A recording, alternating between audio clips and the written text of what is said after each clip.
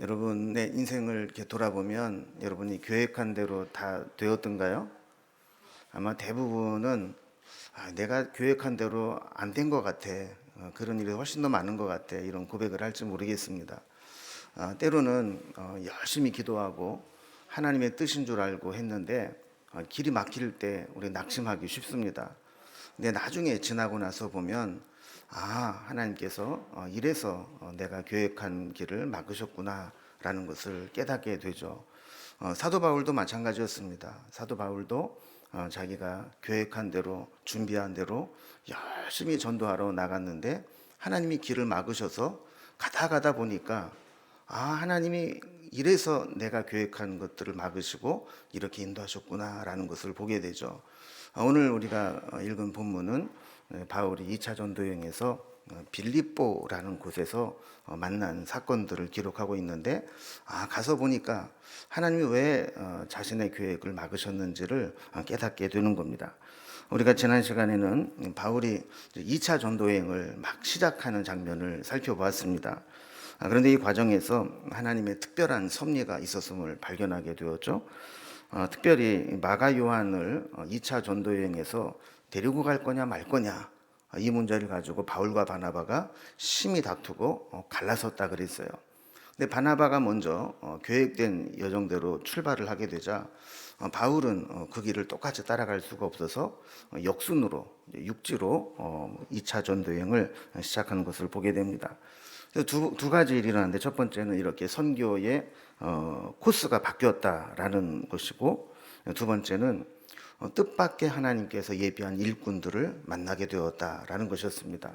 그래서 루스드라라는 곳에서 디모데를 만나게 되어서 함께 사역을 시작하게 되었고 또 드로아에서는 의사 누가를 만나서 의료적인 도움을 받으며 사역을 하게 되었다 하는 것을 이제 살펴보았죠. 그래서 그 과정에 우리가 이제 결과론적으로는 이렇지만 그 과정에 보면 성령께서 막으셨다. 예수의 영이 허락지 않으셨다. 하나님이 막으셨다라는 것을 여러 차례 밝히고 있습니다. 그래서 7절에도 보면 바울이 이제 소아시아 지역의 내륙 지방으로 선교를 가기를 위해서 애를 썼지만 예수의 영이 허락지 않으셨다 그랬어요. 그래서 열리는 대로 가보니까 드로아라는 항구까지 오게 되었던 것이죠. 근데 바울의 원래 선교 계획에는 드로아는 없었어요. 그래서 그곳으로 가려고 한 게 아니라 밀려서 간 곳이 드로아였습니다. 우리 지도를 통해서 한번 이 여정을 한번 살펴보면 이 바울이 출발한 곳은 수리아 안디옥이라는 곳이었죠. 그래서 바울과 실라가 길리기아 지역에 아마 다소를 아마 지났을 것으로 보고 그다음에 1차 전도 여행의 터닝 포인트가 되었던 더베 루스드라라는 곳을 올라가게 됩니다. 여기 루스드라에서 디모데가 합류하게 되고 전도를 위해서 아버지가 이제 이방인이었기 때문에 그것이 혹시 복음 전하는데 방해가 될까 싶어서 할례를 행하게 합니다. 그리고 성령께서 더 이상 말씀을 전하지 못하게 하시자 그는 부르기아와 길리기아 지역을 지나서 무시아라는 곳으로 가게 됩니다. 근데 무시아 앞에서 바울의 이 선교 여행은 저 북쪽에 있는 비두니아 쪽으로 가려는 계획을 세웠습니다. 그래서 7절에 보면 이 비두니아로 가고자 애썼다라는 이제 표현이 나오게 되죠. 그런데 하나님께서 그 길을 막으시고 드로아로 가게 하셨다라는 거예요. 근데 이 드로아라고 하는 것은 항구 도시입니다. 그러니까 하나님께서 몰고 가시는데 항구 도시까지 몰고 갔어요. 그럼 더 이상 갈 곳이 있습니까? 없습니까? 없죠. 바다밖에는 없는 거예요. 더 이상 갈 수 있는 곳이 없습니다. 바다를 건너지 않고는 더 이상 복음을 전할 수 있는 길이 막혀버리고 만 겁니다. 근데 밤에 드로아에서 환상을 봅니다. 유럽의 마게도니아 사람이 건너와서 우리를 좀 도와달라고 하는 환상을 보게 되죠. 바울은 여기에서 왜 하나님께서 내 선교의 여정을 아시아 지역에서 계속 막으시고 이 드로아는 우리가 이제 트로이 목마를 타고 항구로 들어간 곳이라고 그랬죠. 왜 여기로 나를 인도하셨는가를 이 환상을 통해서 깨닫게 된 거예요. 하나님께서 나를 이 마게도니아 지역으로 부르시는구나라는 것을 이제 깨닫게 되고 그곳으로 배를 타고 건너가게 됩니다. 이렇게 해서 이제 드로아에서 유럽 대륙의 마게도니아의 첫 성으로 표현된 빌립보라는 곳에 도착을 하게 된 것이죠. 그럼 오늘 이제 본문을 통해서 이 빌립보에서 어떤 일이 있었는가를 한번 살펴보려고 합니다. 먼저 11절과 12절을 보면은요. 자, 우리가 드로아에서 배를 타고 떠나 사모드라게로 직행하여 이튿날 네아폴리로 가고 거기서 빌립보에 이르니 이는 마게도니아 지방의 첫 성요 로마의 식민지라 그랬습니다. 그럼 여기서 우리가 이제 주목해 봐야 될 단어가 두 개 있는데 하나는 직행했다라는 말이고 또 하나는 이튿날 네아폴리에 도착했다라는 거예요. 그러면 직행했다라는 말은 이 바울 일행이 다른 일 하지 않고 다른 곳에 들리지 않고 곧바로 갔다 이런 의미도 있지만 다른 관점에서 보면 이 방해나 걸림돌이 없이 순조롭게 곧바로 갈 수 있었다라는 의미로 쓰이기도 합니다. 또 여기서 보면 이 드로아에서 네아폴리까지 가는데 출발해서 이튿날 도착했다 그랬어요. 그 드로아에서 배를 타고 중간에 섬이었던 사모드라게 여기를 경유해서 네아폴리까지 가는데 1박 2일이 걸린 거죠. 출발해서 이튿날 도착을 했으니까. 그런데 사도행전 20장 6절에 보면 나중에 이제 거꾸로 돌아올 때 이 빌립보에서 배를 타고 드로아로 올라오는데 닷새 만에 드로아에 오게 됐다. 이렇게 이야기를 해요. 그러니까 어떨 때는 1박 2일 만에 갈 수도 있지만 이게 뭐 길이 안 좋거나 바닷길이 풍랑이 일거나 이렇게 되면 닷새도 걸릴 수 있는 거리를 1박 2일 만에 금방 가게 되었다는 겁니다. 자, 그러니까 이건 뭘 우리에게 보여주느냐 하면 하나님께서 지금까지 바울의 계획을 막으셔서 드로아까지 오게 하셨고 환상을 보고 순종해서 마게도니아적으로 가게 되는데 이렇게 아무런 걸림이 없이 순적하게 곧바로 가게 되었다라는 것을 이제 보여주게 되는 거죠. 자, 그러면 그가 이제 마게도니아죠, 유럽 빌립보 성에 가서 그가 경험한 것들은 어떤 것들이 있었는가 오늘 세 가지를 살펴보려고 합니다. 먼저 첫 번째는 하나님께서 이 빌립보를 통해서 복음이 아시아를 넘어서 유럽으로 전파되도록 하는 하나님의 뜻이 있었다라는 것을 알게 됩니다. 바울이 빌립보까지 오게 된 것이 다 성령의 인도하심 가운데 있었다고 그러죠. 바울이 계획한 여정은 하나님 다 막으시고 하나님이 열린 문으로 오고 보다 보니까 빌립보까지 오게 된 겁니다. 그 바울의 입장에서 보면 뭐 빌립보에 어떤 뭐 아는 사람이 있는 것도 아니고 빌립보를 가야 되겠다라고 미리 계획을 세운 것도 아니었습니다. 그저 길이 열리는 대로 마치 물고기를 잡을 때 막 몰고 가면 몰리고 몰려서 들어가게 되는 것처럼 간 곳이 빌립보라는 거예요. 12절에 보면 이제 빌립보에 대한 설명이 몇 가지 나옵니다. 이 빌립보를 마게도니아 지방의 첫 성이다 이렇게 소개를 했어요. 이 첫 성이라는 이야기는 첫 번째 만난 성이다 이런 의미로도 볼 수 있지만 밑에 이제 각 줄을 보면 첫째 가는 성이다 그랬어요. 이 첫째 가는 성이다라는 게 무슨 의미가 있느냐면 지금은 이제 빌립보가 그냥 그 폐허가 된 유적지로밖에 남아 있지 않습니다. 그런데 그 당시에는 이 빌립보가 마게도니아의 수도였어요. 이것이 어떤 의미가 있느냐면 이제 유럽의 이 첫 번째 전도가 바로 이 빌립보에서 시작되고 있었다. 이 마게도니아 지역의 이 수도에서 이렇게 복음이 시작되었다라는 겁니다. 그래서 예루살렘과 유대와 또 사마리아와 소아시아까지 왔던 복음이 이제 유럽으로 건너가서 유럽의 선교가 시작되었다라는 역사적인 장면입니다. 자, 12절을 다시 보면 이제 두 번째로 이 마게도니아를 로마의 식민지라 그랬습니다.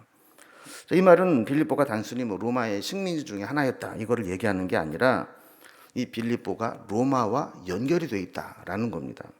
어떻게 연결이 되어 있는가? 이 빌립보가 로마에 연결되어 있다면 빌립보의 복음이 전파되었다는 것은 이건 곧 어디까지 간다는 거예요? 로마까지 간다는 것을 의미한다는 거예요. 이 빌립보는 알렉산더의 아버지인 빌립 2세가 자기 이름을 따서 붙인 도시입니다. 역사적으로 보면 이 빌립보는 이 로마 제국이 그곳을 탈환한 후에 이 퇴역 군인들을 이주시켜서 그곳에 살게 했던 어떻게 보면 은퇴 도시죠. 그래서 사실 옛날에 전쟁을 하고 막 정복을 하고 그럴 때는 군인의 위상이 대단했고 또 그런 때는 군인을 예우를 잘 해줍니다. 그래서 이제 퇴역한 군인들, 로마의 군인들을 은퇴해서 잘 살 수 있도록 마련해 준 도시가 바로 빌립보였다라는 거예요. 그래서 로마가 아닌 곳에 있으면서 로마의 시민권자들이 가장 많은 도시가 빌립보였습니다. 그래서 기록을 보면 절반 이상이 로마의 시민권을 가지고 있었다. 이렇게 기록을 합니다. 그래서 빌립보 사람들은 그 빌립보를 작은 로마라 스스로 부를 정도로 자부심이 많이 있었고 바울도 빌립보서를 읽어보면 우리의 시민권은 하늘에 있다. 이런 이야기를 빌립보 교회에 써서 보내잖아요. 그럼 왜 그랬냐면 거기에는 로마 시민권자들이 많이 있었고 로마에 연결되어 있는 도시였기 때문에 그 시민권자라는 비유를 들어서 설명을 했던 겁니다. 자, 우리는 여기에서 그런 생각을 할 수 있습니다. 하나님께서 왜 바울이 기도하고 열정을 가지고 전도하려고 했던 아시아 지역의 전도를 막으시고 마게도냐로 건너가게 하셨는가? 그것은 아시아는 더 이상 복음을 전할 필요가 없어서도 아니고 아시아보다 유럽이 더 중요해서도 아닙니다. 다만 바울을 통해서 아시아의 복음이 유럽에게도 건너가기를 원하시는 하나님의 뜻이 있었기 때문에 유럽으로 건너가게 하신 것이죠. 이 과정을 보면 우리도 그런 생각을 하게 됩니다. 내가 믿고 확신하고 있는 일이 있다 할지라도 하나님이 그것을 막으신다면 왜 하나님이 이것을 막으실까를 고민해 볼 필요가 있다라는 것이죠. 그래서 기도하는 가운데 하나님이 우리에게 어떤 사인을 보여주시면 내 생각에 이렇게 하면 잘 될 것 같지만 그럼에도 불구하고 하나님이 막으시고 방향을 돌리시면 그곳으로 순종해서 갈 수 있어야 한다라는 것을 배우게 됩니다. 두 번째로 빌립보에서 바울이 경험한 것은 루디아라고 하는 이 여제자를 만나게 된 겁니다.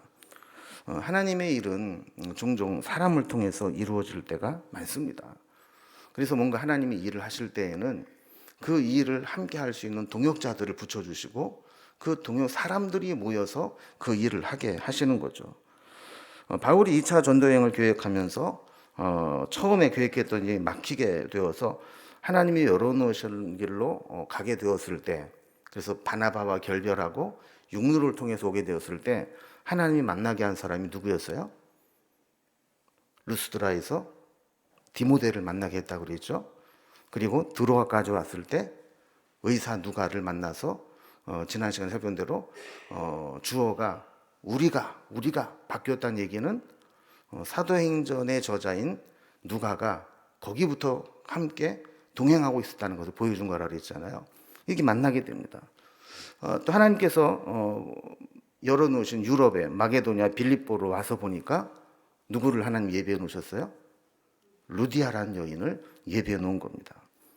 자, 그러면 이제 루디아를 만나게 되는 과정을 한번 봅니다. 13절에 보면 저들이 안식일이 되어서 기도할 곳이 있을까 하여 찾아서 강가로 갔다 그랬어요. 그럼 바울은 전도 여행을 가면 어느 도시든 제일 먼저 찾은 곳이 어디라 그랬습니까? 회당이라 그랬어요. 왜냐하면 유대인들은 안식일이 되면 회당에 모여서 예배를 드렸기 때문에 항상 회당에 가서 유대인들에게 먼저 복음을 전했던 것을 보게 됩니다. 근데 빌립보에는 아직 회당이 없었습니다. 그러니까 그 이야기는 뭐냐면 유대인들은 10가정이 모이면 제일 먼저 회당을 짓고 회당에서 예배를 드리기 시작하는데 아직 그 정도의 유대인들이 빌립보에는 없었던 것 같아요. 그래서 그러면 회당이 없으면 어떻게 하느냐? 기도처를 만들어서 그냥 기도라도 했습니다. 안식일에. 그래서 이 바울 일행이 안식일에 회당이 없으니까 기도할 곳을 찾아서 가다가 보니까 기도하는 사람을 만나게 된 겁니다. 그래서 강가에서 또 여인들이 만나서 하나님을 예배하는 모습을 보게 되었는데 이 여인들에게 말을 붙이면서 복음을 전했습니다. 이때 이 두아디라의 자주장사, 즉 자주색 옷감을 장사하는 여인 루디아가 이 바울이 전하는 복음을 듣다가 주께서 마음을 확 열어주시니까 이 복음을 받아들이게 된 겁니다. 그럼 루디아는 어떤 여인이었을까요? 14절에 보면 루디아에 대한 설명이 나오는데 먼저 두아디라 시에 있는 자색 옷감 장사라 그랬습니다. 여러분 두아디라 어서 들어본 지역이죠? 어디서 들어봤어요? 예, 거기 나오는 데입니다. 그러니까 우리 요한이 반모섬에서 7교회에 편지를 써서 보내잖아요. 그때 에베소, 서머나, 두아디라 7교회 중에 하나입니다. 근데 이 두아디라라는 곳에 보면 염료 생산지로 유명했어요. 두아디라가 옷감을 가져다가 염색을 해서 고급 옷감으로 이렇게 만드는 일을 했는데 루디아는 특히 이 염색된 자색 옷을 떼다가 파는 옷감 장사였어요. 근데 요즘은 여러분 옷을 고를 때 색깔을 고를 때 내 마음에 드는 걸 고르잖아요.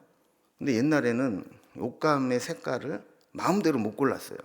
신분과 계층별로 입을 수 있는 색깔이 있었어요.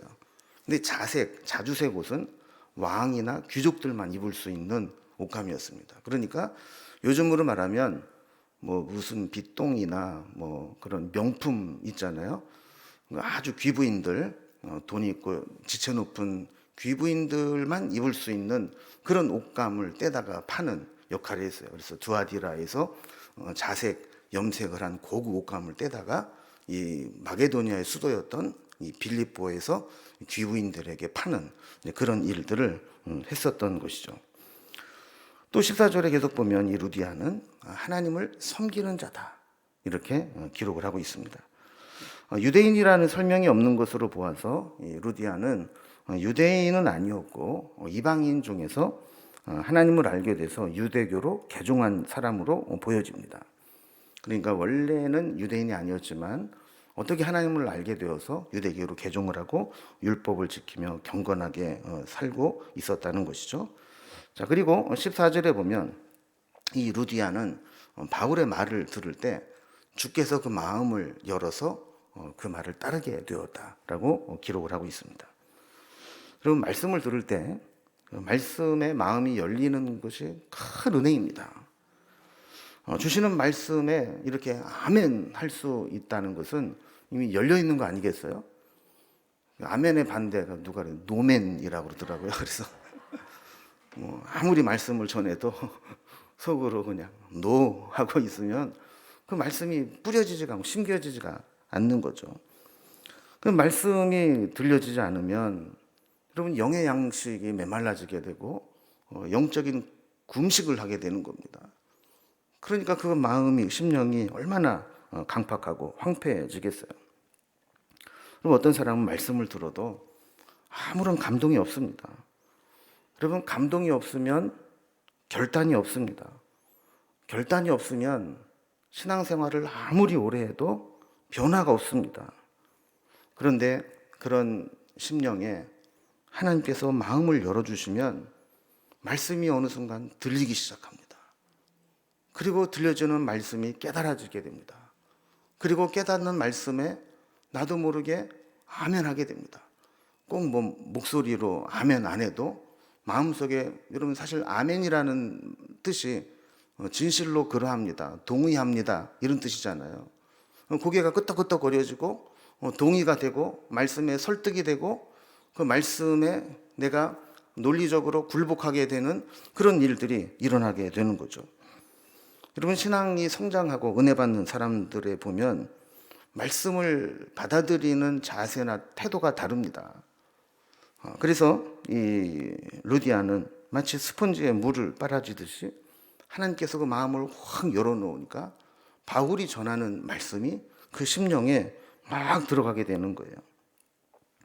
그러면 어떻게 보면 바울의 입장에서는 자신의 계획을 하나님이 막으시고 성령께 이끌려서 빌립보까지 왔어요. 그런데 루디아의 입장에서 보면 하나님께서는 루디아를 구원하기 위해서, 루디아를 쓰시기 위해서 바울이 그렇게 원하는 아시아 전도를 막으시고 여기까지 오게 하신 거예요. 루디아는 또한 자기 가족과 식구들을 잘 챙기는 사람이었습니다. 복음을 들었을 때 루디아는 자기만 구원받지 않았어요. 자기의 가족들을 생각했어요. 그래서 15절에 보면요, 그와 그 집이 다 세례를 받고 그것도 모자라서 바울 일행을 자기 집으로 청했어요. 여기 우리 집에서 유하라. 그렇게 하면서 바울을 머물게 했다라는 겁니다. 그럼 이 루디아는 아까도 얘기했던 것처럼 이 고급 옷감을 이제 판매하는 판매상이었기 때문에 아마 돈도 어느 정도 있었을 것이고 집도 여유가 있었을 겁니다. 그리고 사회생활을 하면서 사람을 대접도 잘 했을 겁니다. 그런 것들이 토대가 되어서 자기 집에 거느린 식구들에게도 예수를 믿게 하고 복음을 듣게 하고, 그것도 모자라서 보니까 타지에서 왔는데 여기 있는 동안 우리 집에 머물러라. 그래서 바울 일행을 데리고 온 겁니다.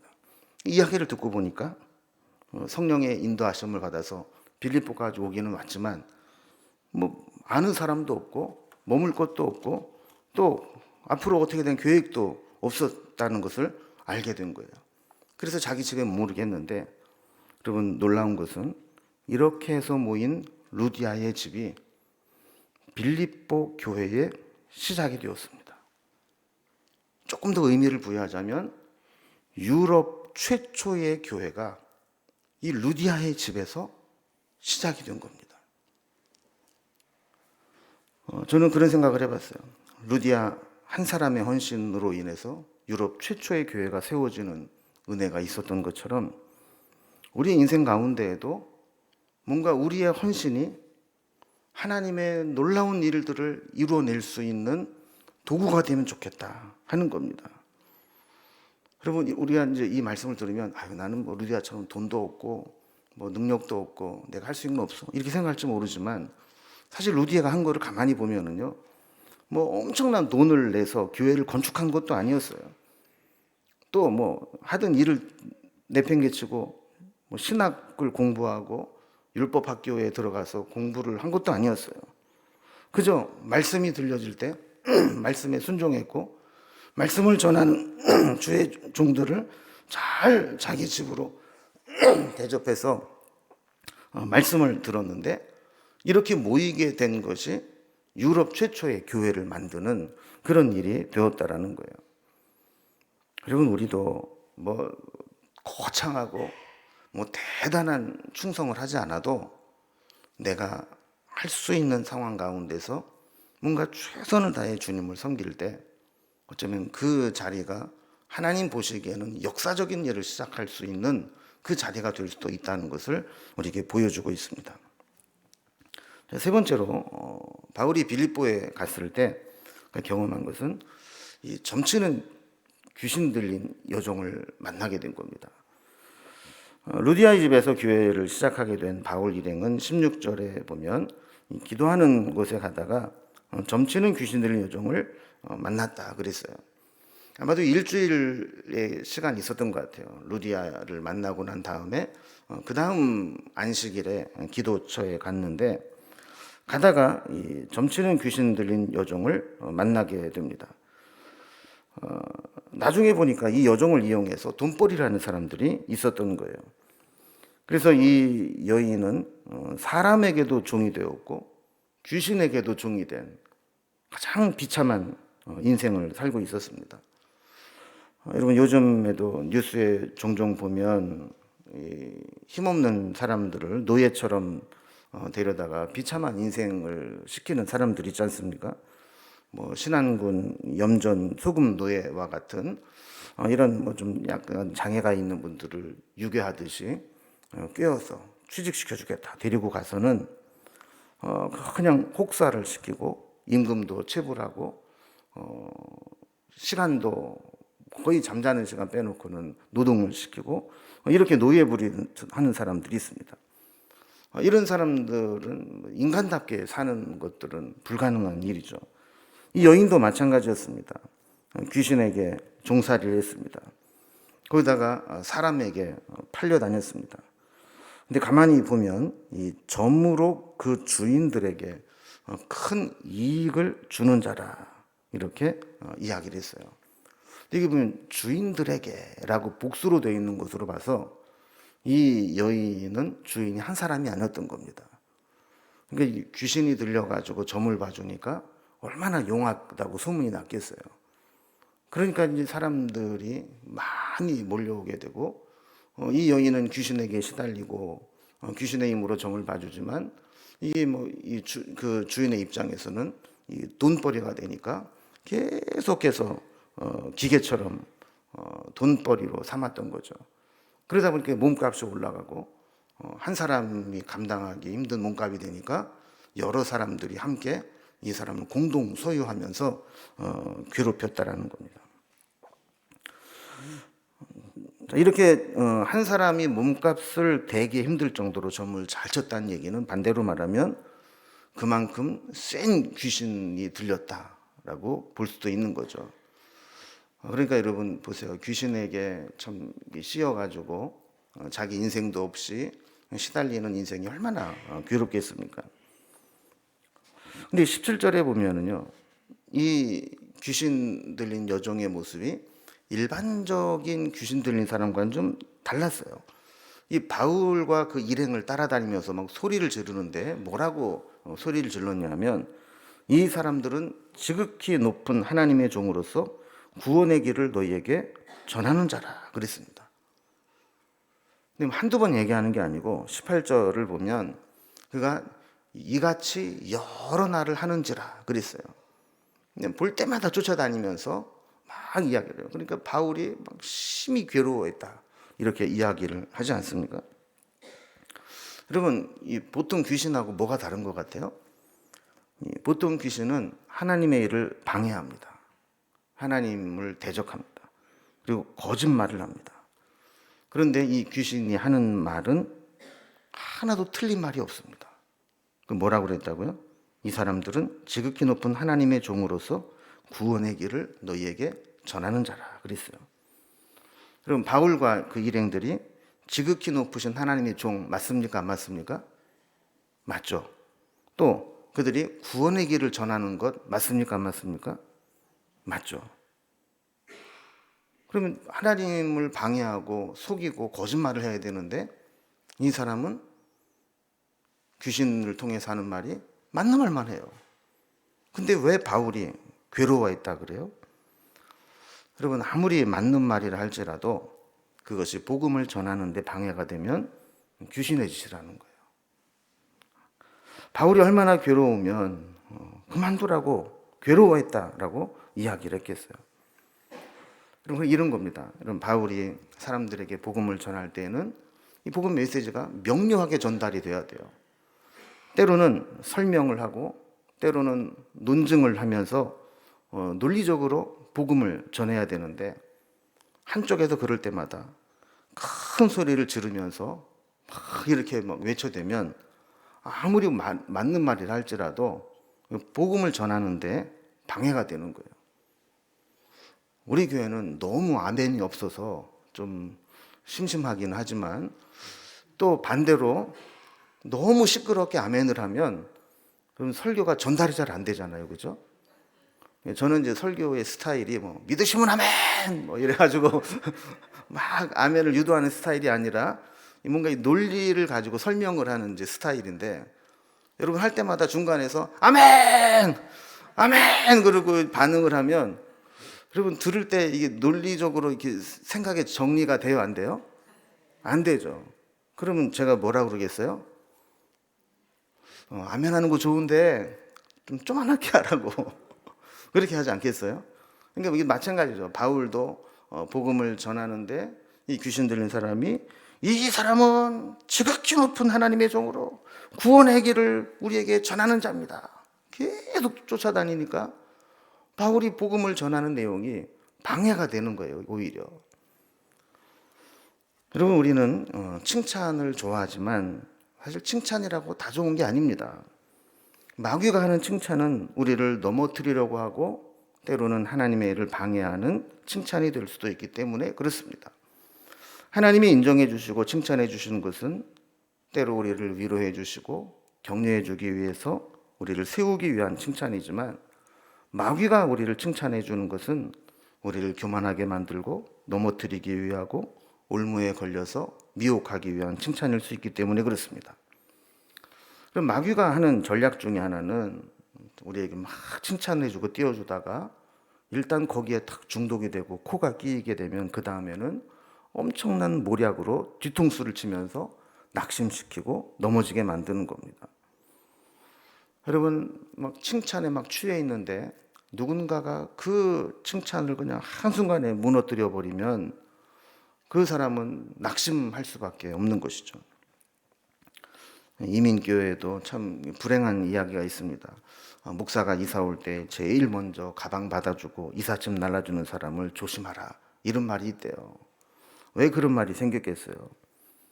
앞에서 처음에는 그냥 제일 충성하는 것처럼 막 하다가 나중에 뒤통수 칠 때 보면 그 사람들이 뒤통수를 치더라는 거예요.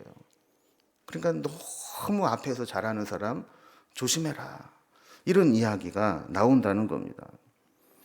여러분, 지금 이 여인이 칭찬하는 거 좋은 말이고 옳은 이야기지만 그 칭찬에 취해서는 안 된다는 겁니다. 오히려 그 칭찬이 복음을 전하는 데 방해가 된다면 그것은 하나님의 일이 아니라는 것이죠.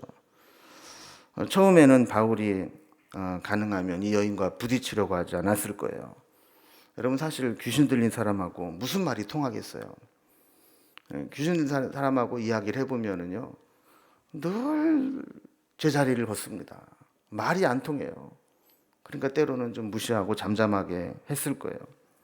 그런데 자꾸 와서 시끄럽게 하고 방해를 하니까 얼마나 스트레스가 됐고 괴로웠겠어요. 참다 못한 바울이 18절 뒷부분에 보면 귀신을 향해서 명령합니다. 예수 그리스도의 이름으로 내가 내게 명하노니 그에게서 나오라. 그래서 그 여인에게서 귀신이 떠나게 됩니다. 또 예수의 이름으로 귀신의 여종을 지배하고 있던 어둠의 주관자를 몰아내고 이 여인을 자유하게 하는 능력이 예수 그리스도의 이름에 있음을 증거하게 된 것입니다. 오늘 말씀을 좀 정리해 봅니다. 하나님께서는 바울이 원하는 계획, 기도하며 준비한 일들을 막으시고 하나님의 길을 가도록 만드셔서 빌립보까지 오게 하셨다 그랬어요. 왜 하나님이 그 일을 하셨는가?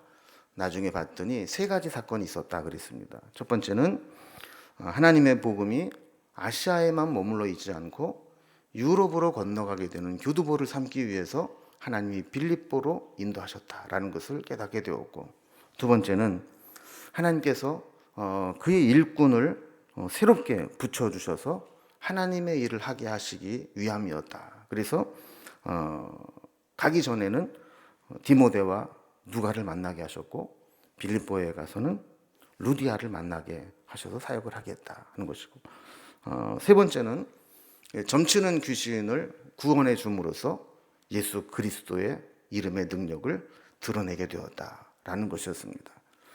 그런데 이제 이것으로 끝나면 얼마나 좋겠어요. 이 점치는 귀신 들린 여종을 구해 준 것이 나중에 또 큰 문제가 됩니다. 어떤 문제가 됐는지는 광고 듣고 다음 주에 우리가 살펴보도록 하겠습니다. 우리도 하나님께서 우리의 계획을 막으실 때 낙심하지 마시고, 하나님께서 이 길을 막으시면 다른 길을 어떤 길을 열어놓으셨을까를 기대하고 또 그 속에서 하나님이 하시는 일들을 만날 수 있는 그런 삶이 되기를 주님의 이름으로 기원합니다. 기도하겠습니다.